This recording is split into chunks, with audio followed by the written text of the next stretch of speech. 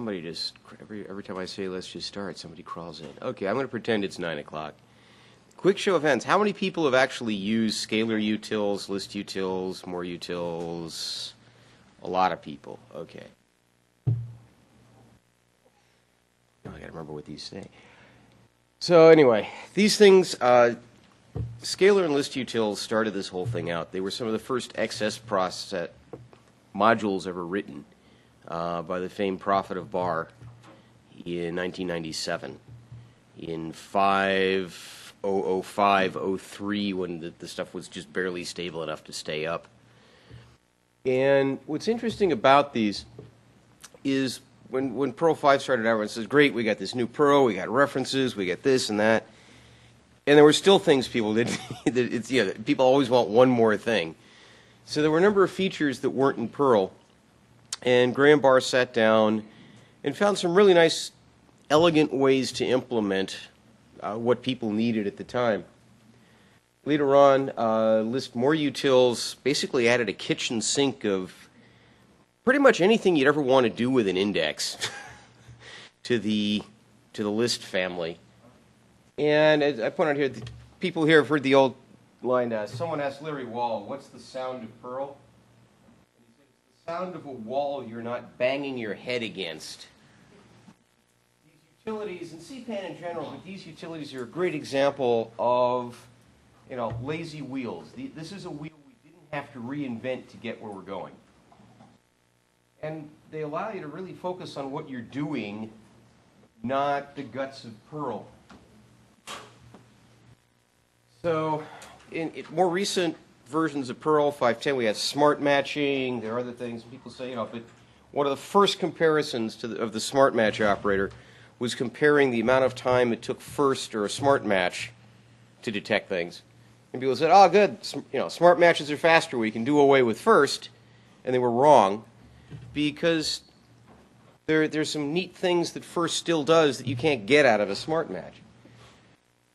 So the other interesting thing is a lot of these utilities work very nicely with the newer features in Perl. And that's kind of a testament to how well Perl works, because this stuff that was written a long time ago now is still perfectly relevant. The guts of Perl have been maintained well enough that these things can still function. So, starting with scalar utils, this gives you introspection for scalars, no surprise. The kind of questions you can ask here, is a file handle open? These can be used on sockets, file handles, terminals. Did your terminal session vanish? You can check a lot of things about a scalar, including its address, whether it's blessed. These are all things that you want to look for, but Perl can't tell you easily. You can figure them out, but it's not worth figuring them out because they're much faster here. So everyone here has seen the output of ref, right? And a stringified reference. What is the stringified objects give you a lot of information. They tell you everything about an object. And that's the problem. You don't want to know everything about something. You want to know its address. You want to know whether it's blessed. You want to know its base type without having to parse a bunch of string to find out what's inside. So these are a great example of less is more. You get only what you need and only what you ask for. So you've seen stringified with the foobar, array, and an address. If you want to know what package something's blessed into, you can regex off the name equals on the front. But do you really want to do that every time? So the first one is blessed. And if anyone knows where this came from, there's an interesting history. But blessed returns a class or enough, nothing more. So this is how you check whether you're dealing with an object. It allows you to generate. You can test a lot of times, because in Perl you can dispatch into a subroutine without an object. If there are places where you've got generic interfaces that people might test the wrong way, or you're writing your own internal tests. Was anyone here for the testing workshop? Yeah. These are great for the question, did the person come here through the right channel? If I've got a test, and the test says, is the thing I get back from new an object? Because you can't imagine how many times people forgot to bless something on the way out of a constructor. This allows you to check that. You can also, this is a method, people say that this is for cloning. It's not. What it allows you to do is use one object as a prototype for another object, which is great if you're in a situation where you're making a generic factory class and you have an object, you don't know what type it is because you're a factory. It's not your job to know what type it is. You just want to make more of them. So if you bless it into bless $proto or the prototype, someone can call object of type that I know what it is points to new, and there's no harm. Otherwise, if you just bless it into the first item on the stack, what you're going to bless it into is a class named array, 0x8, which is probably not what you wanted to do. Another great thing is if you're writing tests, check whether the thing is blessed before you validate whether it can do a method, because calling can on a simple scalar is an error, not a very good test. Your test itself is going to blow up rather than telling you, I can't do this. The other problem is that ref doesn't, if you use ref by itself, you won't get the base type of a blessed reference. You'll get its package name. If you're parsing or processing general structures, you have to walk down a hash or an array tree or something. Using ref isn't going to tell you how to walk into the next level of structure. So if you're writing something that does generic comparisons, again, the compare deeply in the test deep module, it has to use this because it doesn't know what it's going to be passed. So you can use ref type to say, is the next thing I'm looking at an array, is it a hash, what? These work beautifully with switches. Whether or not you like switches and smart matches, it really does. This is a case of where the return is simple enough that smart matching does the right thing. The switches work beautifully with this. And you can deal with data at that point. This is also really nice if you're dealing with XML simple, which isn't. And is anyone here, do you deal with XML simple? Do you always get exactly the structure you expect out of XML simple the first time? Maybe not. Well, at least this way you can tell what you're getting as you walk down it. This is great for validating the return structures in XML simple. This is also great if you're passing a lot of data around with XML and you have different edge cases that you want to make sure the people upstream did the proper thing with the defaults for XML simple. You can write tests with generic data things and say, if I go to this key, is it an array ref? If not, blow up because the person didn't do it right. Sorry, I can't parse this. On the other side, if you're getting this kind of generic data, and has anyone ever had clients who change the data without telling us? Yeah. And maybe they blew up XML simple in the process. Maybe they mistyped their tags. Who knows? But I can go through, I can validate this stuff when I'm processing the data. And this is pretty declarative. If anyone who looks at this can pretty much tell what it is. Smart matching. A lot of times you'll want to use smart matching, but whether or not we agree with it, if you're going to use an object in a smart match, it has to have an overloaded smart match operator, which makes a little bit of sense because the things like the long integers, which are stored as hashes, if you smart match an integer to a long int, you'd expect an integer comparison. Without the overload, what you're doing is comparing an integer to the keys of a hash. So the overloading helps, but when you're testing, people occasionally forget to overload things. So this allows you double tilde quoted, if all your objects are supposed to have quoted overloading or if you need it. If you check for blessed before you check for can, your own test won't blow up by accidentally calling can on a non-object. Also works with version or any other validation for methods. Inside-out classes. Do people understand what these are? People seeing these things? The first place they were used actually was DBI. Tim Bunce invented this notion.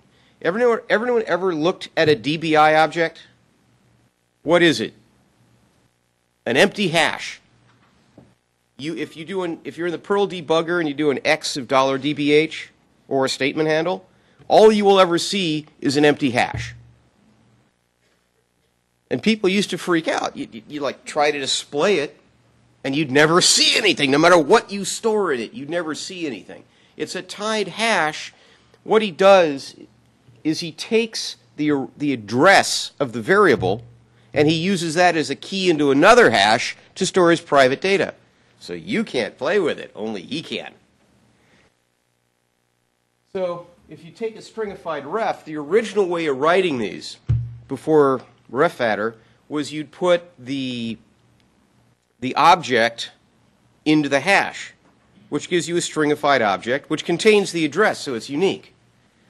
The problem is, if you accidentally do that before you've blessed the object, you can't access it again, because now the stringified version of it has got the key, the bless equals. If you re-bless it, if you create a generic object and you pass it to up a constructor chain and something re-blesses it, you'll also lose the data because the thing in front of the equal sign, the package name will change.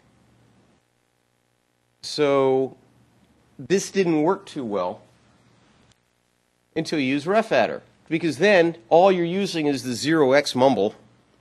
That's unique, and it can't change over the life cycle of the variable. Now you can store whatever data you want to and associate it with an object for that object's lifetime. So this is the simplest version without a lot of extra testing for an inside-out class. You can store anything you want to, and it doesn't have to be a blessed reference. If you get data from XML simple, and it's simply data, and as you're parsing it, you want to store something outside of it that stores validation, stores extra stuff that you pulled out of the database for that portion of it, you can take any reference you like and store whatever you want to about it using refadder, and you'll be safe as long as that thing exists. The catch is, down here in destroy land, because this data is outside of the object, you have to make sure to clean it out yourself. And that's why the destroy uses this with the refadder, because otherwise you're going to have a memory leak, because you're going to be saving things about everything, and it won't go away when things go out of scope. But this also saved people from having to tie all the variables, because you can do a lot of the same stuff with a tied variable, but it's a lot simpler this way. Another thing you get in scalar references is the ability to weaken a reference. Do people here, you've seen how Perl manages variables with reference counting? Does reference counting make sense? Not a lot of hands. What happens is, in Perl, when you create something, it exists. Just because you're such a nice person, I'll give you a reference count of 1 for anything you create. Lexical variables. You create it with a my. At the end of whatever block it's in, if nothing else is using that variable, the reference count goes to 0, the storage is returned to the heap. If I take something and store it, let's say I push it onto an array. The array has a reference, the variable has a reference. Reference count goes to 2, the my portion of it goes out of scope, and you've got an anonymous thing on an array, but it still has a reference count of 1. Reference counting is simple, it's fast. A lot of people don't like it for garbage collection for one reason, though. It's possible to have a self-referencing item. So here's an example. The first one, if I set $A to $A, the reference to $A ups the reference count of A. Because it's stored in A exists, and it refers to itself. Reference count of 2. If A goes out of scope, it still has a reference count of 1 because it's storing itself. That is a memory leak. That's probably an error. The line below it, though, I do a lot of work with linked lists. A doubly linked list, or a circular linked list, will never go out of scope. Because something always refers to something, the reference counts are always 1, and Perl will never clear out the variables. Is this making sense to anybody?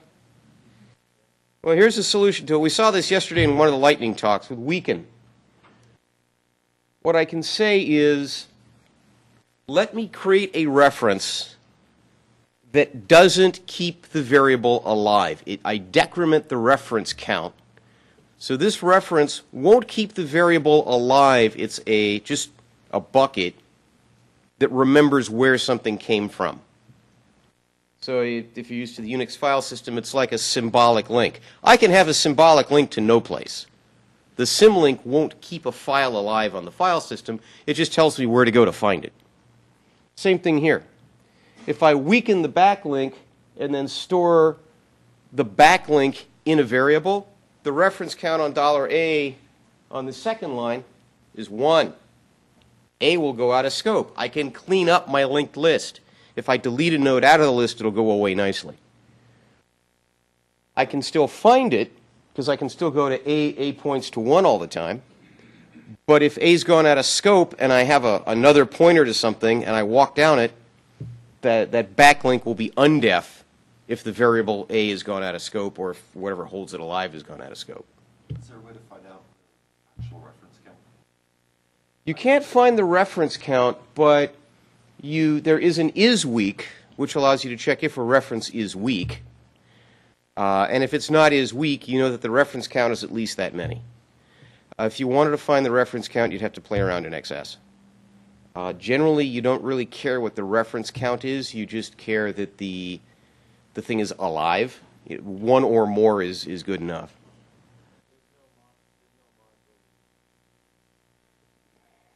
It's unless you're dealing in Perl guts itself and questioning whether to return something to the heap.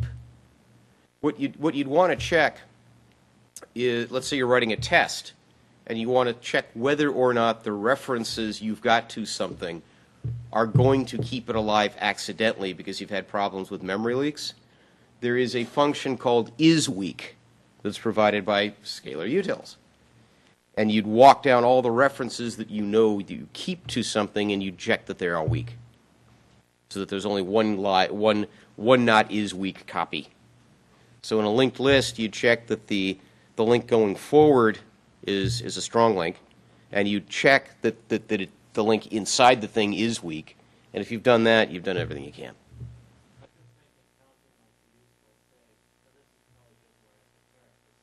It is.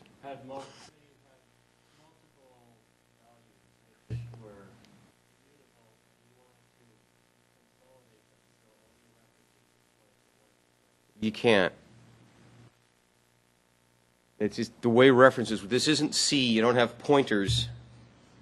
You have references. They're going to be counted. Another thing most people have seen, we've all done this once, check for a number, right? Up \D $.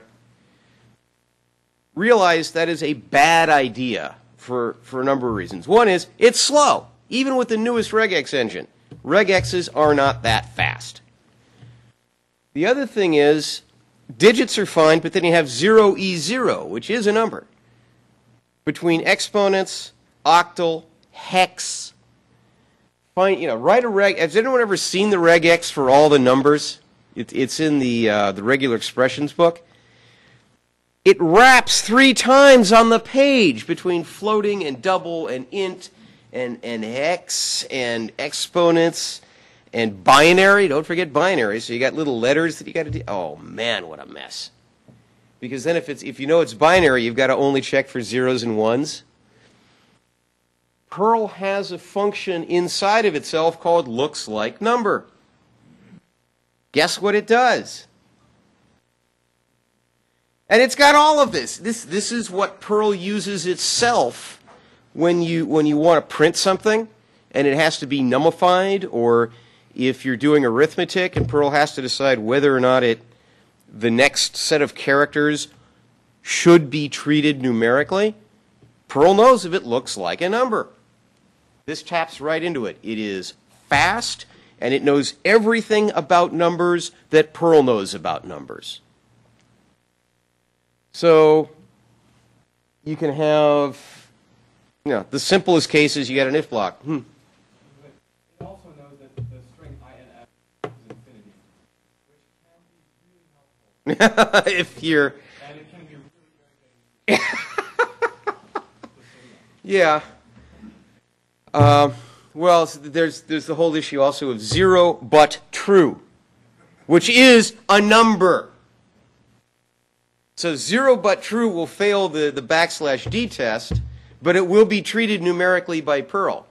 So if you really want to check whether or not the next thing you're looking at is something that Perl will treat in the opcodes like a number, use looks like number, and you'll always get it right. And if the Perl standard evolves, you're not going to be changing the regex in 85 places. You're just going to get it right the first time.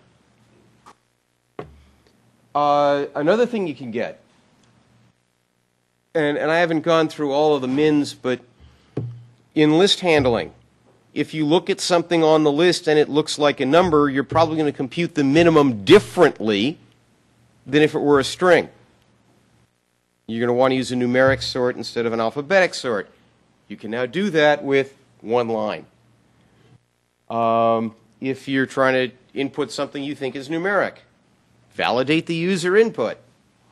Either it looks like a number, or it's not a number. The other great thing about this, if you've got to read the regex from hell and decide what it does, and you're looking at somebody else's code, and they wrote the regex differently from you, might you be wrong about whether it works? I would. If you see the phrase, looks like number, do you kind of think what it does? It's pretty declarative. You can understand what you're looking at, and there's something to be said for that.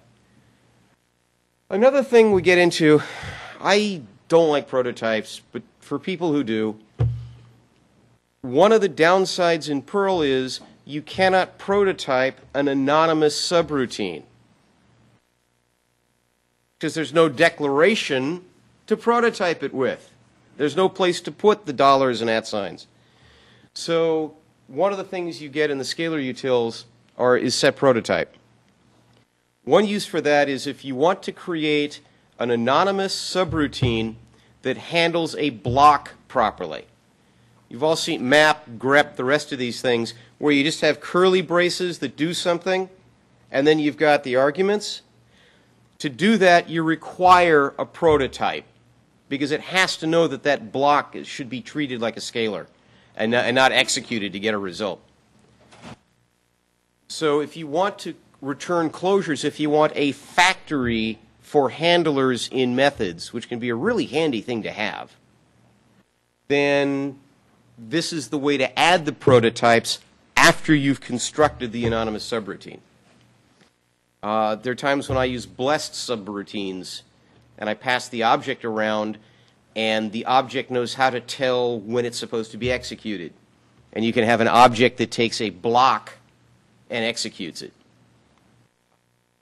Another use for this is you can have misguided cases where people prototype a subroutine with $$ because they think they want 2 items. And now you can never call it by just passing arguments down with @_. You can't do a goto ampersand, because what's on the stack is an array and it wants 2 scalars. So this allows you to unset the prototype if you're wrapping something. If you want to overload somebody's method and they're driving you nuts because their prototype breaks the way you call it, this isn't really, methods dodge that, but if you've got a subroutine, this will allow you to wrap somebody else's thing with a saner or appropriate subroutine for your environment. I shouldn't say that. I've never tried to do this on core global anything, but it should work. I mean, it's the same data structure. What you have to do is there are actually still some core global thingies that have $$ prototypes, and you can't call them with thing of @ underscore and just have them do the right thing. So yeah, I think this actually might allow you to. At the very worst, what you'd have to do is strip out core global something, stick your own subroutine into it that's got, you know, @ as the prototype, and then use that to call the inner thing. Bipolar variables. Yes, we have psychologically challenged variables in Perl. One of the things you want to do, and the classic example of this is a discog program. Discog programs walk down the file system and ask which things take up space. And sometimes you want to print it out as a number, sometimes you want to print it out as a string. So dual var does that for you. You create it with a number and a string. If you use it in anything numeric, you get the number value out of it. If you use it for anything stringy, you get the string value out of it. You could do this in Perl with overloading, but the nice thing is that this is a lot faster, and because it's encapsulated in XS, there are very, very few ways for anyone to screw up your dual var, where if you used a plain object, somebody could actually try to reach into it and play around with the thing. The example here. Let's say I've got a bunch of usage and strings, and I want to sort things by number and then print them. Show me all the portions of the file system that are more than 80% full. I can have one thing in file find that creates dual vars for usage and name of thing. I can select them with a greater than and print out the names. That's what this does, but I don't have to have all the if blocks and points to 0 and points to 1 and the rest of it. I just have a nice encapsulated object that does the right thing.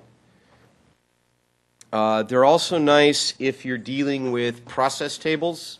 You can have the process ID and the name of the command and just encapsulate that in one thing. They're nice if there are times when you end up storing things in hashes because you want to keep track of a name and a value, and hash points to value just seems like the easiest way. But hashes are horribly inefficient, and you find if you have an array of dual vars, you can usually get the same thing done. In fact, in Perl 6, hashes are lists of pairings. This is an example of an underlying pairing that you can store that way. Anyway, there are a few things. Open handle is kind of nice. Anyone here deal with sockets? Anyone ever had a socket that was closed when you tried to read on it? Check! It'll tell you. You'll know now. It's also nice if you're dealing with input from terminals. Anyone have a terminal that went away? Right. Nice, simple, is open. There's vstring.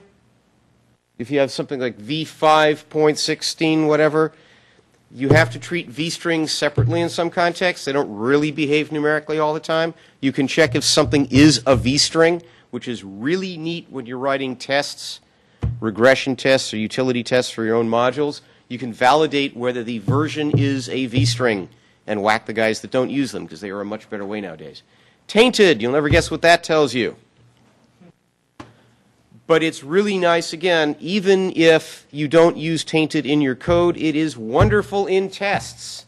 Did all the nice people who read the input untaint it properly? This is also neat that you can do tainted checks. A lot of times it's good if you put your sanity checks into one place so that you can maintain them outside of the bulk of your code. At that point, you can have the thing that does the untainting validate whether it's getting tainted data and fail if the data coming in is untainted, because it may screw up your internal taint checks. Is read-only, checks for read-only values. You can create those in Perl. They're constants, or if you assign a reference to a constant to a glob, you can install a constant, pi, whatever. You don't want to try and modify those because you'll blow up. Again, these are really nice for tests. You can have a test that checks for is read-only on what you thought was an array of constants that you're passing around to different things that aren't supposed to modify them. Managing lists. List util. Most of these are obvious. I'm not going to describe min, max, min string, you can kind of figure out what they do. Sum. Can anyone not figure out what sum does? Fine, we're done with that one. Minster and Maxter do what you expect. They're stringy compare. Instead of using a less than greater than, they use an LTGT to find the minimum string. Shuffle randomizes a list. The other way to do this is to assign things to a hash and take the keys back out.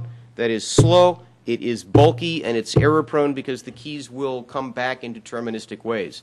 There are times for security when you can't put things in the same order every time, or for testing. If you want to test that people validate things without just taking them blindly by order, you can shuffle them, and it's very fast. Yes, well, it's pseudo-random. Nothing on the machine is truly random. Yes. Again, you could do this yourself by doing a sort and pairing the thing with a random number, sorting it, and then spitting it out, but it will be a lot faster using shuffle. Now, the remainder of what I'll show you, these things, they could be written in pure Perl. There's none of these you can't do with $A and $B or whatever. First thing is speed. They are fast. XS is quick. But another thing, too, the interfaces for what I'll show you, they just work. Getting the prototypes and the variables and making sure there are no external side effects is not easy to do. You can do it, but you're going to waste a lot of time on something that's very fast and already done for you. The other great thing about XS is it encapsulates the data. You're not going to accidentally have side effects where people reach into your code or play around with what's in it because they can't. They can't easily. Anyone that can screw around with the guts of these things is writing their own excess, and you can't stop them. They'll use Padwalker and get on the inside anyway. But for the 99% of it, this is a really good way to make sure that things just work. The other thing is there's really good documentation for these things. Does anyone really enjoy writing pod? I mean, you just can't wait to get up in the morning and put little equal signs and do all. Okay, you guys forget about it. The rest of us, these are documented already. Why spend your life describing how to compute this stuff when someone else has already written really good instructions with examples that work? People forget about that. Yeah, I could do all this in pure Perl, but then I'd have to document it. You know, we're programmers. Pod is a very good thing, but if there's that much less documentation you have to write because someone's done it really, really well, go to CPAN. Anyway. Oops, I slipped a slide. First thing, why bother? Oops, I lost a slide. There was a really good pun on there. Damn. Second thing is first. Anyway. First thing, why bother? The second thing, oh, God. Well, first, I'm sorry about that. The bloody slide got, oh, blast it. Anyway, what first looks a lot like grep. It takes in, there's, you have grep with a block and a $_ and for every place the block returns true, you get the original value of what was fed into the block. Unlike map, which you get the modified value, all you get are things that made the block turn true. The difference between first and grep, two important differences. First returns a scalar, and it stops after the first time it finds something. So if you grep something, the classic thing is you do a grep, and you assign a variable in parens to the list, but after you've done the assignment, you're going to keep processing the list. If the list isn't trivial, you're going to waste a lot of time processing a lot of stuff you will never use, and Perl doesn't know that you don't want to use it, so it keeps going. So first is faster. It's also syntactically easier because if you leave the parens off of the variable, you don't get a count of the number of the things that matched, you get the first item. And there's something to be said for simpler syntax. Now, one of the things that happened when smart matches came out is they can be faster than first at finding whether something is true. One of the things used for first is this scalar on a list? Obvious use of it. So people compared first to smart match and said, smart matches are faster than first. We don't need first anymore. Wrong. Smart matches, whether you like them or not, return a Boolean. The most you can get out is quote, quote, or 1. First will actually give you the value that matched. So that I can use the value for something else. So, bing, now we get to this thing. A lot of times, the smart match operator though is great because it can do generic matching. Whether it gets confusing or not, you know, Perl always gives you enough rope to shoot yourself. So, you know, smart matches are one more case. If you want simplicity, use C. But the one thing you get a lot of times is, well, let's see, smart matching is declarative. So let's say one of the classic things we've all written is a command line checker. Did you give me mutually exclusive items on the command line? And you've seen the if this and that, if this and this, if this and something else. And then you have to modify the command line and you blow the if block because you forgot to add one into the if block. Or you typo the if block. Or you drop something out. This will check for everything in one step because you can say, look, here are the things that if I find them together, we've blown it. So the first time I find one of these pairings, or triples or quadruples, you don't care, that all exist in the argument hash, it's botched. Stop. Print out what the person blew and die. We're done. Count the curly braces or not, it's what, 6 lines of code, and it's declarative. I could put these combinations outside the program in a flat file of bad options, and people don't have to muck around in the code to change what we consider mutually exclusive switches. So you can do a lot of things with smart match and the first operator that are really fast and do what you need.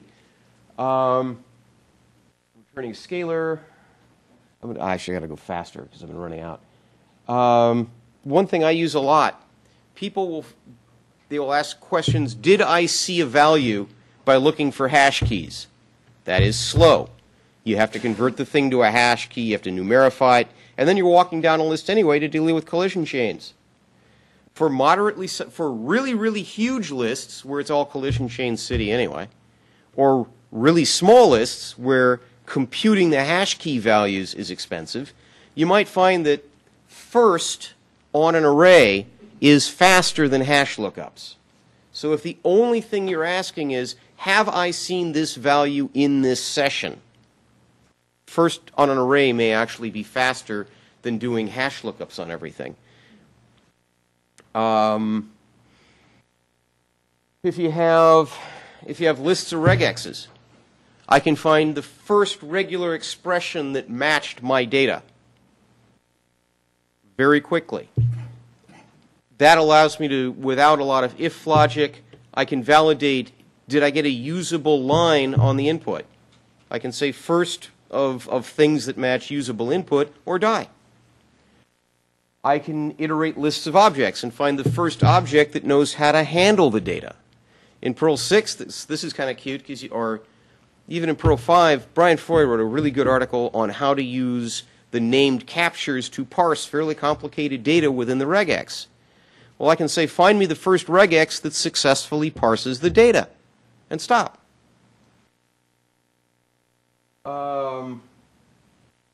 What's cute about this, too, is, hang on, my found is, yeah, so if I have a bunch of known structures, again, this is great for validating XML simple.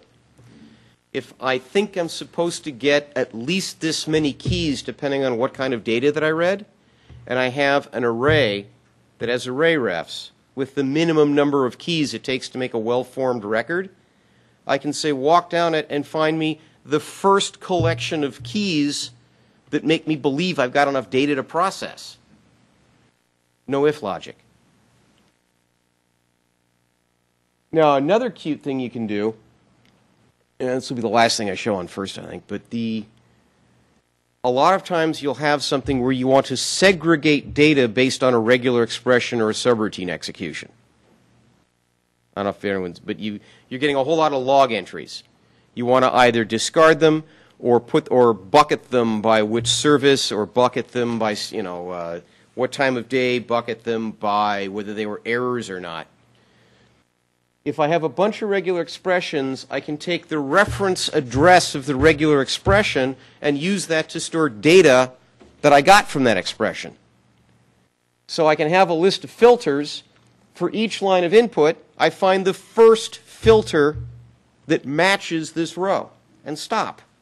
At that point, I can use the reference address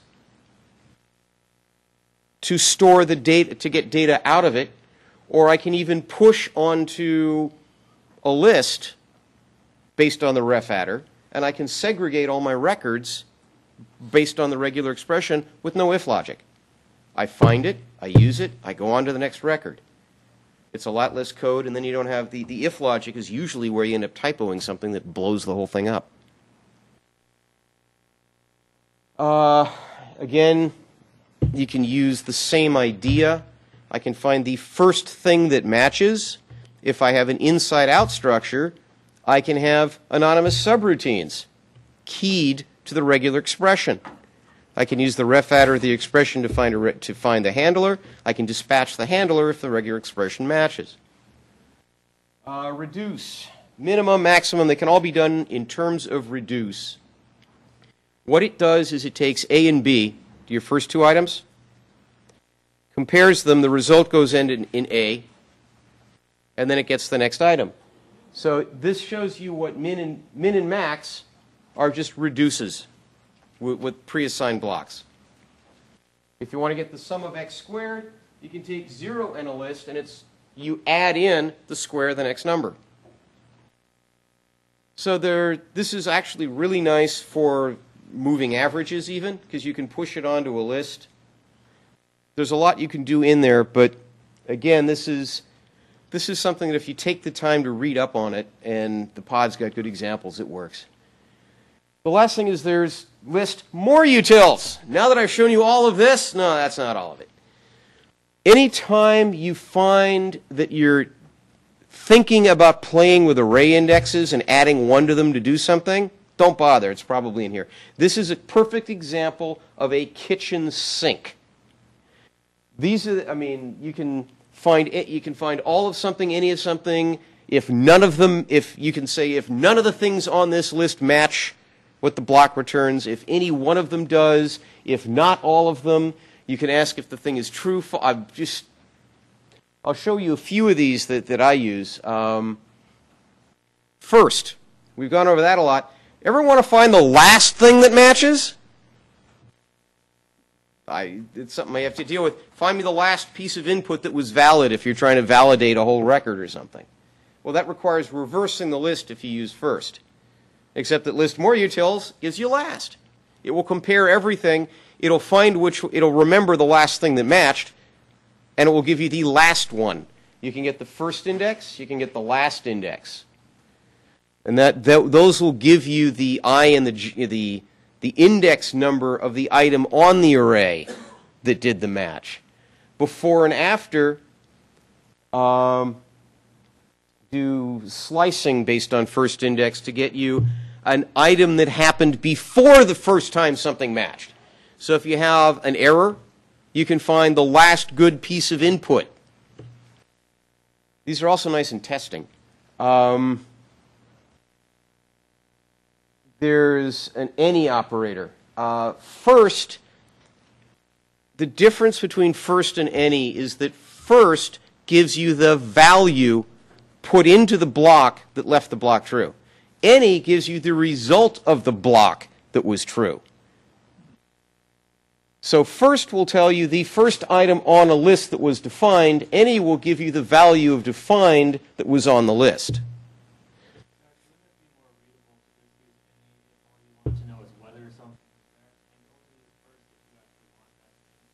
That's one way to do it. If any of these is true. But again, there are times when what you want is a more mappish behavior where you want to see what was the value that made the block true. So any is like an aborting version of map. The first time the map outputs a true value, you get the true value.